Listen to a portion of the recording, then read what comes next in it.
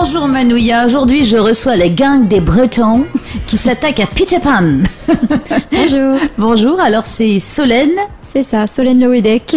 Et Florence. Non, Jocelyne. Jocelyne. Jocelyne Huel. Voilà. Qui veut dire eau en breton. Voilà. Ah ben voilà. Alors les Bretons. Alors pourquoi cette idée de Peter Pan ? C'est pas breton ? Non, c'est pas breton, mais en fait, je trouve que c'est une belle histoire. Et je trouve que dans le monde où on vit actuellement, avec toutes ces histoires, tous ces problèmes, je trouve qu'il faut laisser la part un petit peu au rêve, à l'imaginaire. Retrouver son âme d'enfant. Et avec Peter Pan, ça c'est gagné, puisque c'est un adulte qui ne deviendra jamais adulte puisqu'il a son âme d'enfant. Il ne veut pas grandir en fait. Voilà, il refuse le monde des adultes. Bah quand on va se commencer, il faut se dire, il a pas tort. C'est ça. Puis il a une copine, elle fait Clochette. Voilà, toujours accompagnée de sa fée Clochette et puis des enfants perdus bien sûr. Alors Jocelyne, explique-nous un peu la genèse. Donc en fait, cette année, moi je suis partie du principe de lever le pied. Bah, c'est bien pour une danseuse. C'est très bien, lever le pied. Pas les deux à la fois parce que c'est compliqué. Et j'ai donc donné le soin à Solène de créer le spectacle, de faire la mise en scène. Et elle fait ça vraiment très bien. Voilà. Donc moi je m'occupe. Elle va s'envoler comme la fée Clochette là. Oui, mais c'est le but aussi, hein, c'est donner aux professeurs aussi l'élan pour s'envoler et après créer leur propre donc, école toi, et grandir. Qu'est-ce qui a eu l'idée ? C'est moi. Toi, voilà. Et donc tu lui as dit, maintenant. Voilà. Tu te débrouilles avec la fée Clochette et les enfants perdus. Bon, je suppose que tu avais confiance. Oui, non, j'ai confiance et puis on a une bonne équipe pédagogique, donc en fait, je savais qu'au niveau chorégraphique, elles allaient être créatives, qu'elles allaient faire des bons choix musicaux. Donc non, je leur fais totalement confiance. Alors Solène, comment tu as pris ce cadeau ? Avec un petit peu d'angoisse au départ malgré tout, parce que du coup on s'attaque quand même donc à une histoire avec des personnages principaux qu'il faut faire évoluer tout au long de l'histoire. Donc voilà, c'était aussi une première pour moi, donc en tant que chorégraphe professeur, d'accompagner les élèves et particulièrement donc les rôles dans leurs personnages, leur donner une identité en danse. Puisque est-ce qu'il y a déjà eu des ballets sur Peter Pan ? Oui, on en retrouve beaucoup sur... en métropole. Alors comment on fait pour justement ne pas être trop influencé par ce qui s'est fait déjà ? Alors moi, je pars toujours des livres parce que j'adore lire. Donc je suis partie sur des livres que j'ai récupérés un petit peu à droite à gauche parce que tout le monde s'est un petit peu inspiré de Peter Pan et enfin de l'œuvre originale. Et on a fait une histoire. Donc moi, j'en ai lu 2 ou 3. En général des histoires illustrées donc pour les enfants. Donc il y avait aussi les images avec les dessins qui étaient présents. Voilà, et forcément un regard aussi sur les ballets qui ont été donnés. Mais voilà, ça a été un petit peu une multitude de sources d'inspiration. Et les professeurs aussi qui sont... Moi, je sais que Tiffen qui travaille avec nous, elle est moins sur la lecture, mais plus sur la vidéo. Donc elle a regardé plutôt des films qui parlaient de cette histoire de Peter Pan. Donc comme ça, on a mélangé un petit peu toutes les influences, donc de toutes les inspirations pour créer notre histoire Peter Pan. Voilà, parce que c'est une bonne affaire d'équipe aussi. Voilà, c'est ça. C'est important pour nous aussi que tout le monde s'y retrouve, qu'il n'y ait pas quelqu'un qui dise bon ben voilà, toi tu fais ça. Chacun va trouver sa place. Il fallait que déjà vous soyez dans l'univers de Peter Pan. Voilà. Quand vous l'avez conçu. Voilà, donc chacun a regardé ses différentes sources d'inspiration et puis a dit après au cours des réunions, ben voilà, moi je veux travailler avec mes élèves plutôt sur ça. Et puis en fonction, ben voilà, on a tracé le fil. Oui, parce qu'il y a plusieurs sortes de danse. Oui. Ouais, c'est un petit peu la spécialité du centre de danse Tamanou, c'est qu'on a vraiment plusieurs disciplines, donc la danse classique évidemment, la danse jazz, on a aussi du hip-hop et cette année il y a du break. Donc ça c'est vraiment les disciplines danse on va dire, et puis après il y a toutes les disciplines bien-être avec le pil abdo, le stretching, et on aura aussi des cours de yoga qui vont bientôt s'ouvrir à partir du 10 avril. Ah oui, alors là, pour comment on fait pour intégrer du yoga dans un ballet ? Alors là, comme c'est une nouvelle discipline, pour l'instant, c'est les questions qu'on aime pas. On ouvre nos portes au yoga. Bon, voilà, je retire.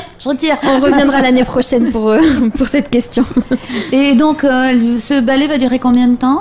Alors, à peu près 1h30 sans entracte, 1h30. Moi, j'ai 1h30 de bande son, donc nous, on va faire quand même une entracte parce que c'est important pour parce qu'il y a pour des les petits familles, aussi. voilà, de sortir un petit peu de la salle et puis re-rentrer un petit peu plus frais et dispo. Donc moi j'ai 1h30 de bande son, plus un quart d'heure, 20 minutes d'entracte. Voilà. Ça se passe où? Au Grand Théâtre, Combien Maison de la de jours? Culture.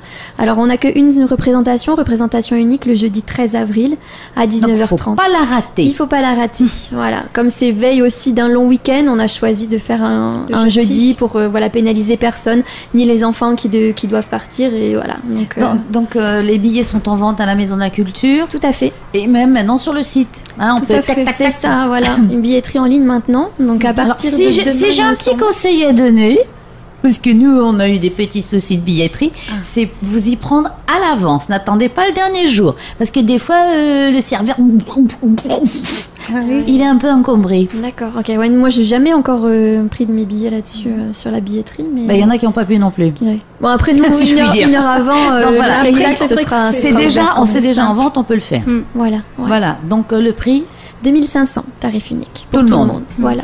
Et donc oui, pour le Grand Théâtre, 800 places. Donc il y aura évidemment les parents d'élèves, mais aussi il y a d'autres personnes qui viennent, ceux qui aiment la danse. Voilà, et puis qui ont envie de rêver, comme on parle sur un thème. Alors est-ce que les professeurs dansent aussi, ou est-ce qu'il y a que les enfants? Cette année, tu danses. Tu fais quoi? Moi, alors sur le spectacle, en fait, pour pas tout dévoiler, je vais appeler mon ballet la montée des âmes. Voilà. La montée des âmes. Voilà, la montée des âmes. Mais c'est vrai que c'est peut-être un peu frustrant aussi quand on est professeur de danse de pas danser. C'est ça. Moi, je trouve que c'est bien quand les professeurs dansent. Oui, c'est pour ça que je pose la question. Certaines personnes ne sont pas d'accord, hein, mais je trouve que c'est bien parce qu'elles sont jeunes encore et je vois en général elles ont même pas 40 ans, donc on peut danser. Elles sont pas que professeurs. Et il faut savoir que les élèves adorent regarder leurs professeurs danser. Oui, voilà, moi je trouve que c'est une bonne idée parce que après tout on peut se dire oui d'accord, elle est prof, mais est-ce qu'elle sait faire un petit entrechat? Voilà, il faut pas qu'elle vole la vedette. Voilà, non, mais je pense que c'est bien aussi de se faire un peu plaisir. Voilà, donc après on le fait à travers des spectacles, les spectacles de notre école, et puis peut-être il y en a d'autres qui dansent aussi de professeurs. Non, pas cette année. Pas cette année. Mais bon, c'est toujours agréable aussi de danser avec les élèves. Je pense que ça, à condition effectivement, comme tu dis, qu'on ne prenne pas le premier rôle. C'est un spectacle d'école, donc c'est important que les enfants soient le maximum sur scène, pas nous. Donc les costumes? La fameuse Gaëlle F, en fait, qui confectionne tous les costumes et qui ajoute toujours cette petite touche de brillance. Vraiment, elle est faite pour faire les costumes de scène, franchement. Tu peux nous redire son nom? Gaëlle F, la styliste. Et puis pour les décors, on a toujours Rémi Crochemort, qui cette année aussi va... Alors, tu lui as demandé, vas-y, tu peux parler un petit peu des décors. Ils vont être assez originaux.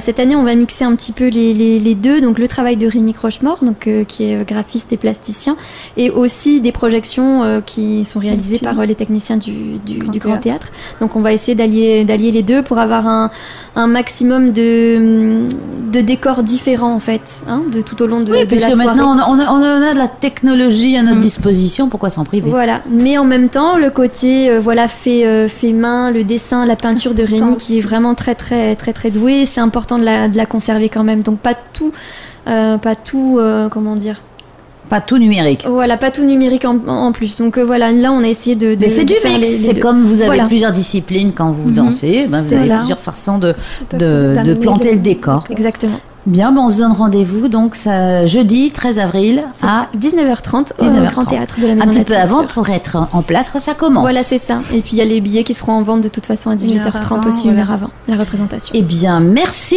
mesdames les fées. Merci à toi Martine.